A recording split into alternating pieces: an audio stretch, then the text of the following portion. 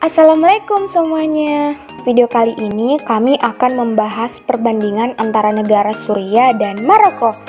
Untuk melihat perbandingannya, simak terus ya video berikut ini.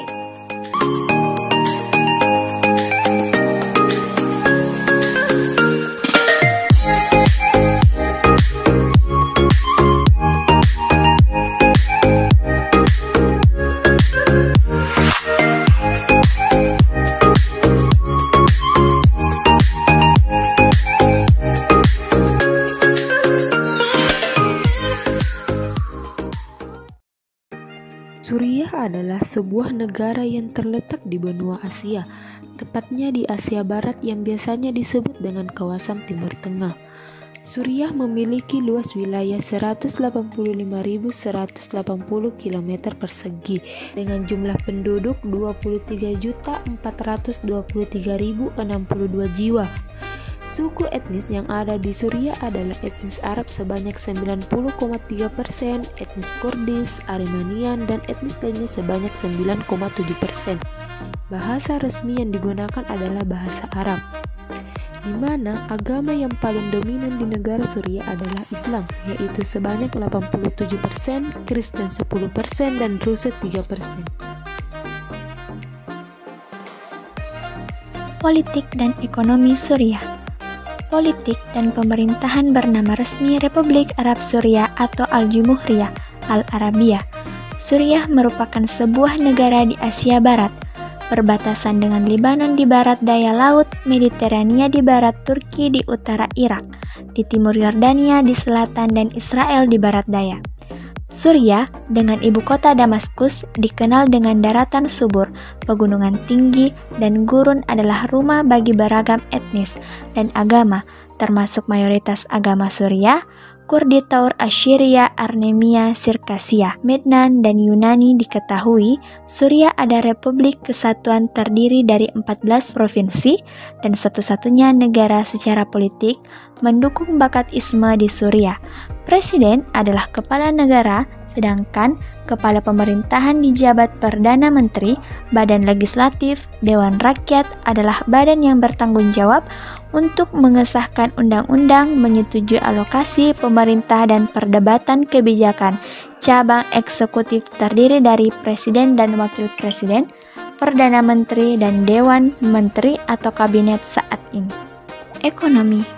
Pada 2015, ekonomi Suriah bergantung pada sumber pendapatan yang tidak dapat diandalkan secara inhir, seperti menyusutnya biaya cukai dan pajak penghasilan yang sangat didukung oleh jalur kredit dari Iran.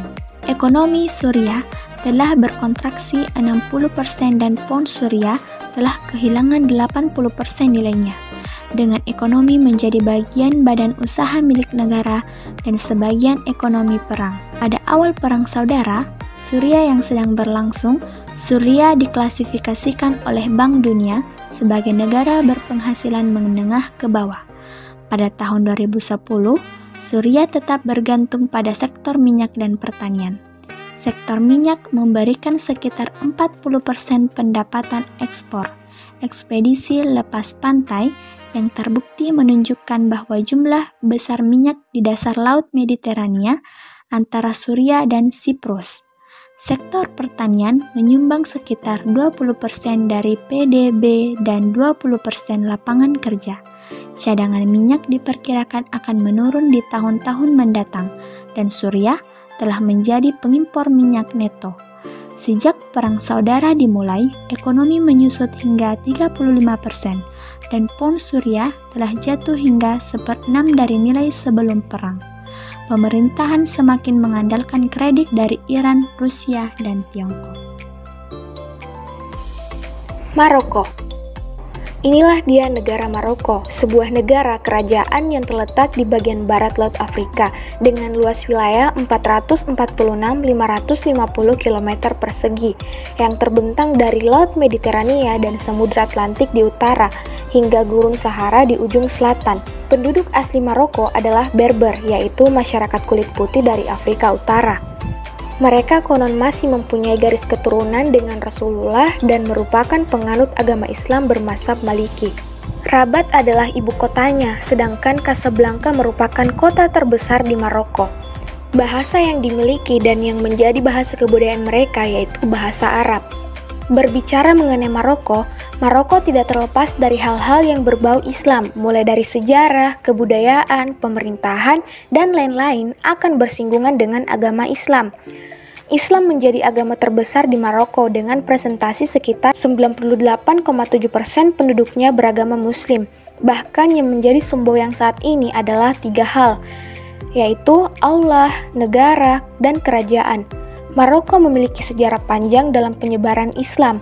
Orang-orang menyebut Maroko sebagai Al-Mamlakah Al-Maghribiyah atau Kerajaan Barat.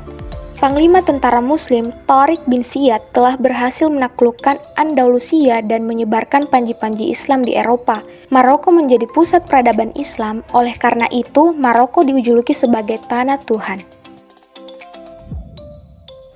Maroko memiliki sistem pemerintahan monarki konstitusional dengan parlemen yang dipilih Raja Maroko memiliki kekuasaan eksekutif dan legislatif.